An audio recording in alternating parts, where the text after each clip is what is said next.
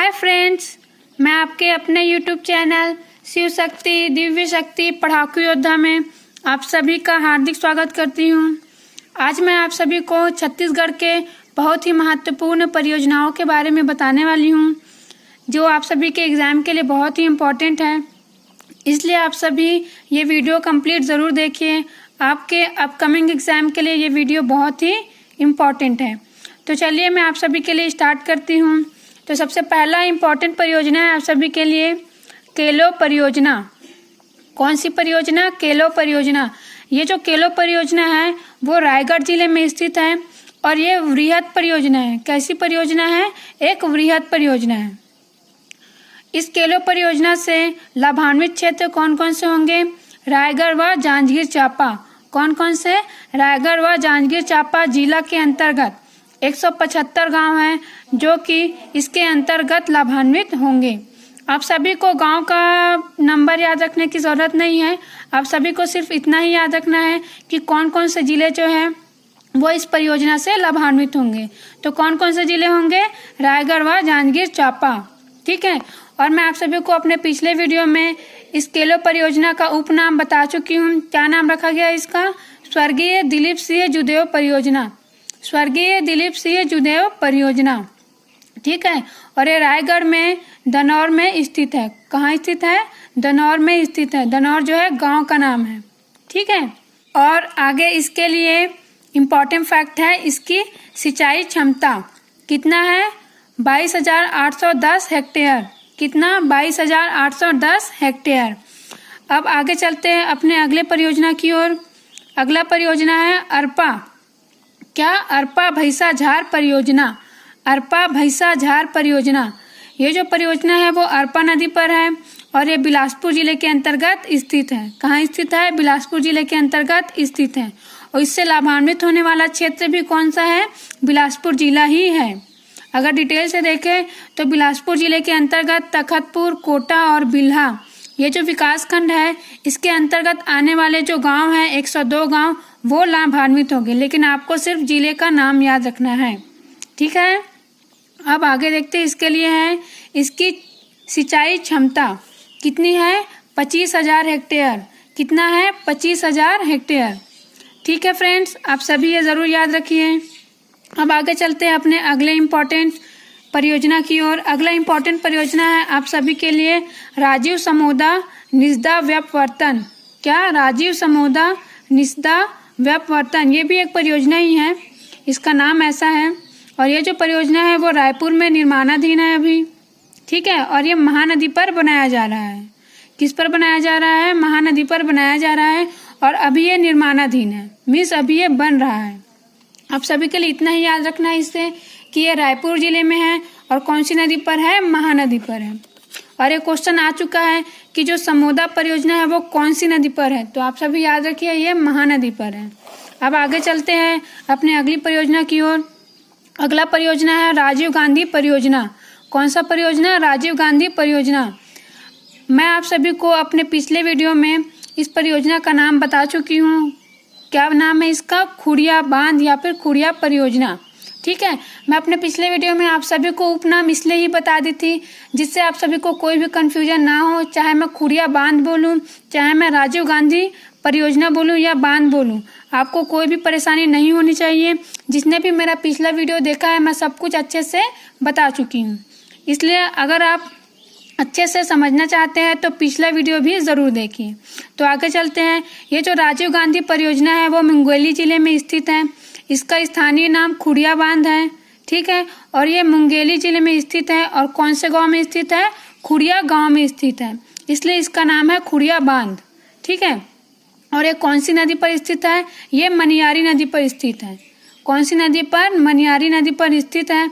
और मैं आप सभी को बता चुकी हूँ जब मैं नदी पढ़ा रही थी तब कि ये शिवनाथ नदी की सहायक नदी है। किसकी सहायक नदी है? शिवनाथ नदी की सहायक नदी है। और इसका स्थापना वर्ष है 1924 से 1930। मीन्स इसका स्टार्ट हुआ था बनना 1924 में और 1930 तक इसे पूरा कंप्लीट किया गया। ठीक है। अब आगे चलते हैं अगली परियोजना की ओर। अगला परियोजना है खूटा घाट परियोजना। ठीक है, या फिर खूटा घाट बांध। और मैं आप सभी को बता चुकी हूँ कि ये जो परियोजना है खूटा घाट, इसका नाम क्या रखा गया है? संजय गांधी परियोजना। क्या रखा गया है? संजय गांधी परियोजना। ठीक है, और ये बिलासपुर जिले में स्थित है। और ये कौन सी नदी पर स्थित है? खारंग नदी पर स्थित है। कौन सी नदी पर स्थित है? खारंग नदी पर स्थित है। और जो खारंग नदी है वो अरपा की सहायक नदी है। ठीक है फ्रेंड्स, और इसकी स्थिति अगर हम डिटेल में जाने तो ये जो संजय गांधी परियोजना है वो बिलासपुर जिले के अंतर्गत रतनपुर में आता है। कहाँ आता है? बिलासपुर जिले के अंतर्गत रतनपुर में आता है। और इसका स्थापना वर्ष है 1920 से 30। मीन्स ये 1920 में बनना स्टार्ट हुआ और 1930 में कंप्लीट हुआ है। अब आगे चलते हैं अपने अगली परियोजना की ओर। अगला परियोजना है वीर नारायण सिंह परियोजना। कौन सा परियोजना? वीर नारायण सिंह परियोजना। और ये परियोजना महासमुंद जिले में स्थित है। कौन से जिले में स्थित है? महासमुंद जिले में स्थित है। और ये कोडार नदी पर है। कौन सी नदी पर है? कोडार नदी पर है। ठीक है, और मैं इसका स्थानीय नाम आप सभी को अपने पिछले वीडियो में बता चुकी हूँ कि इसका स्थानीय नाम कोडार बांध या फिर कोडार परियोजना है। ठीक है, क्या है? कोडार बांध या फिर कोडार परियोजना है। और ये महासमुंद जिले में स्थित है। ठीक है, आप सभी को ये जरूर याद रखना है। और इसका स्थापना वर्ष है 1976 टू 95। मीन्स ये 1976 में बनना स्टार्ट हुआ और कंप्लीट हुआ है 95 में। आप सभी के लिए स्थापना वर्ष सिर्फ आप 1-2 बार देख लीजिएगा, आप सभी के माइंड में रहेगा। वैसे अभी तक स्थापना वर्ष नहीं पूछा गया है। जो मैं पिछले वीडियो में जितने भी इम्पोर्टेंट परियोजना बताई हूँ उनका ही स्थापना वर्ष पूछा गया है। अभी तक इन सभी का स्थापना वर्ष नहीं पूछा गया है। तो आप सभी 1-2 बार सिर्फ पढ़ लीजिएगा, सुन लीजिएगा, जिससे आप सभी के माइंड में ये रहेगा। अब चलते हैं अपने अगली परियोजना की ओर। अगला परियोजना है तांदुला नदी परियोजना। कौन सा परियोजना? तांदुला नदी परियोजना। और सबसे इम्पोर्टेंट बात इससे रिलेटेड ये है कि ये जो तांदुला नदी परियोजना है ये हमारे प्रदेश की प्रथम नदी परियोजना है। क्या है? हमारे प्रदेश की प्रथम नदी परियोजना है। ठीक है, इसका स्थापना वर्ष क्या है? 1910 से 1921। कितना? 1910 से 1921। मीन्स ये 1910 में बनना स्टार्ट हुआ और 1921 में कंप्लीट हुआ है। ठीक है, आप सभी को ये याद रखना है। अब आप सभी सोच रहे होंगे कि मैं आप सभी को रुद्री पिकअप ईयर बताई थी। ठीक है, क्या बताई थी? Rudri pickup year. तो वो जो रुद्री पिकअप ईयर था वो 1915 में बनना स्टार्ट हुआ था। ठीक है, और अगर आप दूसरे बुक में देखेंगे रुद्री पिकअप ईयर को तो उसी को 1912 भी दिया हुआ है। 1912 से 15। ठीक है, तो इससे पहले ही स्टार्ट हुआ है कौन सा? तांदुला नदी 1910 में। इसलिए ये जो तांदुला नदी परियोजना है वो हमारे छत्तीसगढ़ प्रदेश की प्रथम नदी परियोजना है। ठीक है, आप सभी जरूर याद रखिए कि ये जो तांदुला नदी परियोजना है वो छत्तीसगढ़ प्रदेश की प्रथम नदी परियोजना है। अब आगे चलते हैं। इसकी सिंचाई क्षमता कितनी है? इसकी सिंचाई क्षमता है 1.25 लाख हेक्टेयर। कितना? 1.25 लाख हेक्टेयर इसकी सिंचाई क्षमता है। ठीक है, और ये जो तांदुला नदी परियोजना है इसी से जल आपूर्ति होती है बीएसपी को और एनएसपीसीएल को। किसको किसको? बीएसपी और एनएसपीसीएल को। इसीलिए ये जो तांदुला जलाशय या फिर तांदुला नदी परियोजना है इसे बीएसपी और एनएसपीसीएल की जीवन रेखा कहते हैं। क्या कहते हैं? बीएसपी और एनएसपीसीएल की जीवन रेखा कहते हैं। ठीक है, और एक और इम्पोर्टेंट फैक्ट है तांदुला कॉम्प्लेक्स। क्या? तांदुला कॉम्प्लेक्स। ये जो तांदुला कॉम्प्लेक्स है वो 2 नदियों पर स्थित परियोजना से मिलकर बनाया गया है। कौन सा परियोजना? खरखरा परियोजना या फिर खरखरा जलाशय। ये कौन सी नदी पर स्थित है? खरखरा नदी पर स्थित है। और कौन से जिले में स्थित है? बालोद जिले में स्थित है। कौन से जिले में? बालोद जिले में स्थित है। और इसकी विशेषता क्या है? ये पूर्णतः मिट्टी से बनी हुई है। क्या है? ये पूर्णतः मिट्टी से बनी हुई है। और अगर हम दूसरी परियोजना पर चलें तो ये है गोंदली परियोजना या फिर गोंदली जलाशय। मैं एक बार फिर से आप सभी को बता देती हूँ कि जलाशय बोले या बांध बोले या परियोजना बोले ये एक ही मीनिंग से यूज किया जाता है। इसलिए अगर मैं जलाशय बोलूँ या बांध बोलूँ या परियोजना बोलूँ आप सभी कंफ्यूज बिल्कुल भी ना हो। तो चलिए आगे चलते हैं। ये जो गोंदली परियोजना या फिर जलाशय है ये जुहार नदी पर स्थित है और बालोद जिले में स्थित है। साथ ही मैं आप सभी को ये बता रही हूँ कि ये जो तांदुला परियोजना है वो भी बालोद जिले में ही स्थित है। कौन से जिले में स्थित है? बालोद जिले में ही स्थित है। तो आप सभी ये जरूर याद रखिए। ठीक है फ्रेंड्स, अब आगे चलते हैं अपने अगली परियोजना की ओर। अगली परियोजना है आप सभी के लिए बोध घाट परियोजना। ये जो बोध घाट परियोजना है वो दंतेवाड़ा जिले में बारसूर नामक ग्राम में बनाया जा रहा है। कौन सा ग्राम? बारसूर नामक ग्राम में बनाया जा रहा है। ठीक है, और ये इंद्रावती नदी पर बनाया जा रहा है, जो कि गोदावरी नदी की एक सहायक नदी है। मैं आप सभी को अपने पिछले वीडियो में हफ्ते बांगो परियोजना और साथ ही रविशंकर जलाशय या फिर गंगरेल डैम के बारे में बताई थी, लेकिन इकोनॉमिक सर्वे 2019-20 में कुछ नया अपडेट आया हुआ है, जो मैं आप सभी को आज बता रही हूँ इन दोनों परियोजनाओं से संबंधित। तो आप सभी जिन्होंने भी पिछला वीडियो देखा है उसमें मैं जो भी फैक्ट बताई हूँ और आज जो फैक्ट बताई हूँ उन दोनों का करेक्शन आप कर लीजिएगा।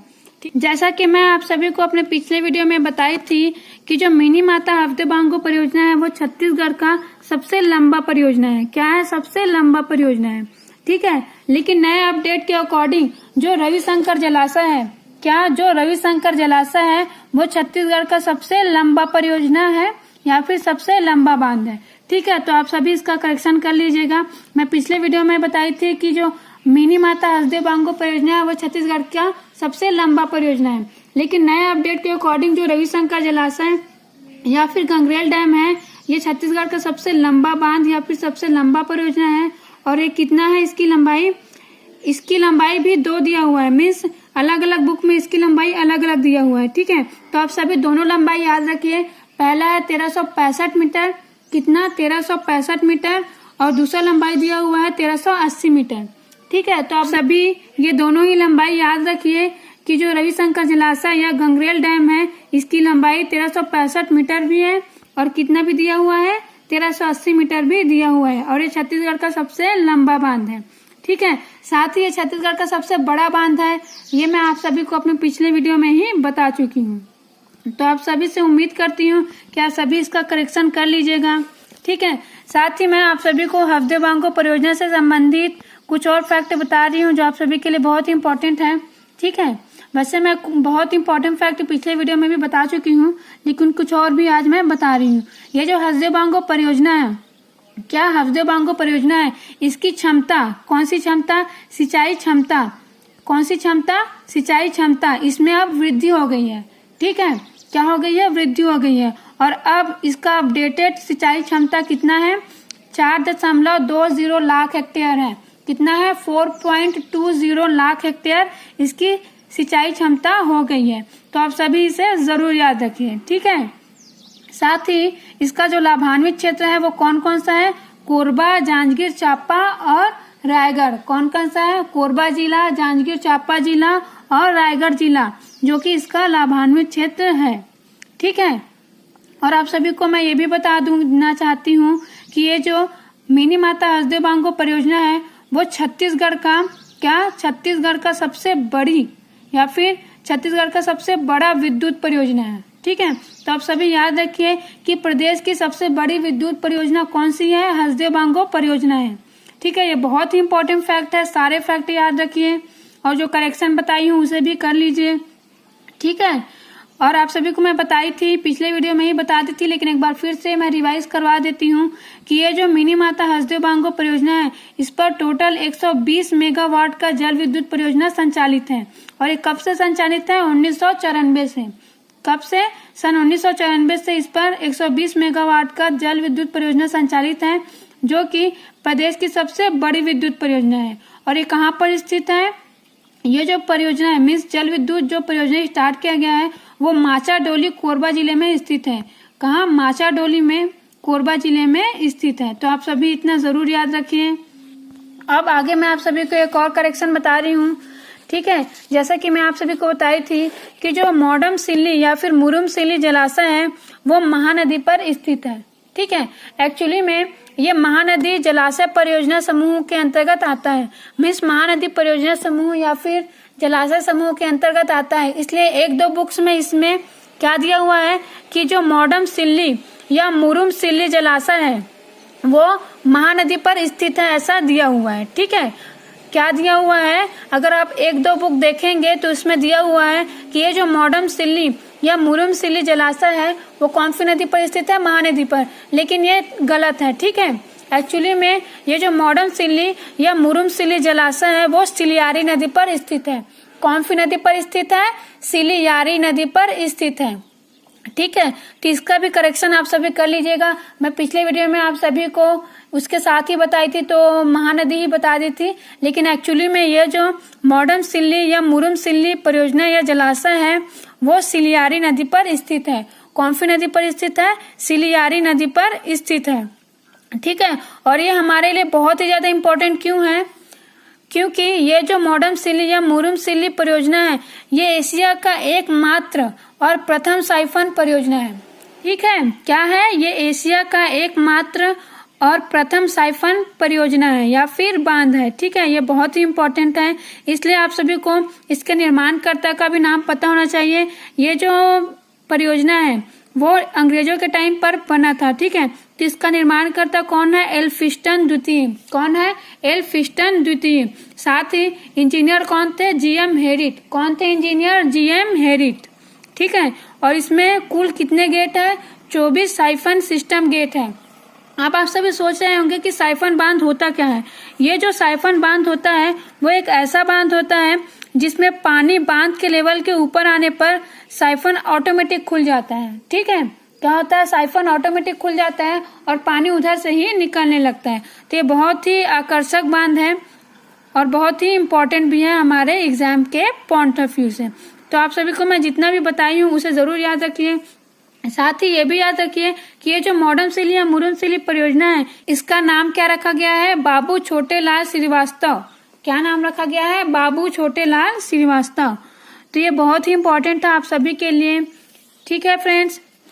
तो आप सभी ये जरूर याद रखिए। साथ ही एक और फैक्ट मैं आप सभी को बता देती हूँ जो आप सभी के लिए इम्पोर्टेंट है कि हमारा जो छत्तीसगढ़ राज्य है, क्या हमारा जो छत्तीसगढ़ राज्य है इस प्रदेश की प्रथम जल विद्युत परियोजना किस पर स्थित है? रुद्री पिकअप वियर पर स्थित है। किस पर? रुद्री पिकअप वियर पर स्थित है। और कितना मेगावाट का है? 0.2 मेगावाट का। मीन्स ये जो रुद्री पिकअप वियर परियोजना है इसी पर ही 1990 में प्रदेश की प्रथम जल विद्युत परियोजना 0.2 मेगावाट की स्थापित की गई थी, ठीक है। तो आप सभी को ये जरूर याद रखना है। साथ ही इसी पर वर्ष 1912 में रुद्री नहर का निर्माण किया गया था। क्या किया गया था? रुद्री नहर का निर्माण किया गया था। तो ये रहा फ्रेंड्स आप सभी के लिए बहुत ही इम्पोर्टेंट सेशन। आप सभी को मेरा ये वीडियो कैसा लगा मुझे कमेंट करके जरूर बताइए। साथ ही जितना भी करेक्शन मैं बताई हूँ उसे जरूर कर लीजिए। ये बहुत ही लेटेस्ट अपडेट है आप सभी के लिए, इसलिए मुझे आप सभी को बताना बहुत ही जरूरी लगा, इसलिए मैं बता दी हूँ। इसलिए आप सभी करेक्शन जरूर कर लीजिएगा, ठीक है फ्रेंड्स। तो आप सभी को मेरा ये वीडियो अच्छा लगा हो तो मेरे इस वीडियो को लाइक जरूर करिएगा और साथ ही अपने फ्रेंड्स के पास शेयर भी करिए जिससे वो भी अपने एग्जाम की तैयारी बहुत ही अच्छे से कर सकें। और जो भी नए व्यूअर्स है वो मेरे इस यूट्यूब चैनल को सब्सक्राइब जरूर कर लीजिए क्योंकि तभी आपके पास नोटिफिकेशन आएगा और आप अपने एग्जाम की तैयारी अच्छे से कर पाएंगे। Thank you friends.